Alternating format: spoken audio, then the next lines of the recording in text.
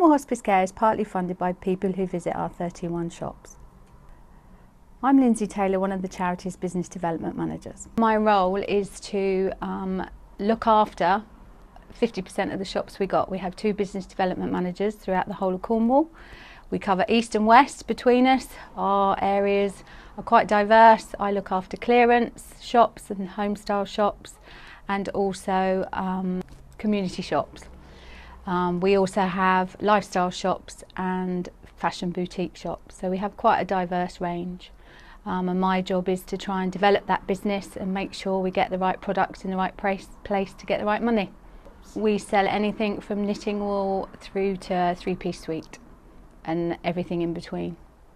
Without the donations and from the kind people of Cornwall, we wouldn't exist, and we are incredibly amazed every day at the amazing things we get given. Well, without the donations we'd fold.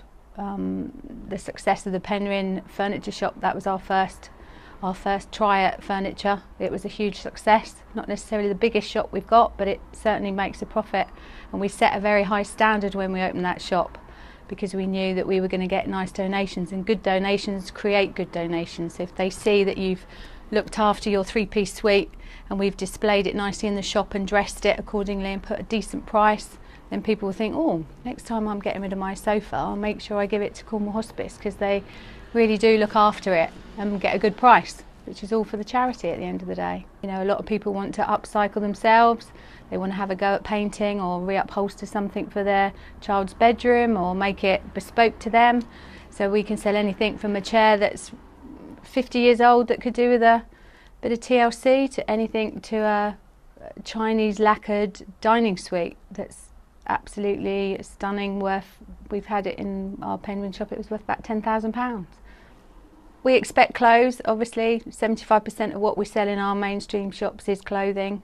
Obviously people are selling on eBay more often, so we do struggle a little bit to get the better names, but we're much better now at picking out the good stuff, and it tends to go to eBay. And if it's anything a bit too vintage and a bit more specialist, we'll send it on to eBay and get a much better price for it there. But yeah, we're looking for everything. We know that there's a demand for new goods. Christmas cards is our best seller. Obviously everyone expects a charity Christmas card, especially in the furniture, which is my specialism. We know that we never get nice mattresses donated, so you can't rely on the generosity of the public to give the products that we've got a shortage of. So we buy in a lot of mattresses. It's one of our best selling lines. And we also buy in garden furniture, because again, most people who donate garden furniture, it's at the end of its sell by date, so we can't get a lot for it. So we've filled the gap with products that we know we can sell to complement the donated furniture that we get. So it all works quite well together. Volunteers are so significant. I mean, I hate to think what the wage bill would be without them. We've got some shops that have a team of 40 behind the scenes and in the shop, but some shops do struggle. We've found out that although it's lovely to have a team of volunteers, we don't always have the right age and capability. In the furniture shops, people are put off because they think they've got to move furniture, and it is a heavy going department to work in, but you know, we do get them in who are ex-carpenters who are brilliant at flat pack and a bit of restoration and, you know, a bit of fiddling about out the back to add value to everything we do, which is so important. It's part of one of the reasons that I work for a charity, because we are so brilliant at upcycling. When I was a young single mum, I scanned the charity shops and I know the bargains that you can get, and you know, it never ceases to amaze me how generous people are with what they do give us. And I tell anyone that ever wants something specific that if you wait long enough, it will definitely come in, and you'll definitely get it at the price that you want to pay. Just got to be patient.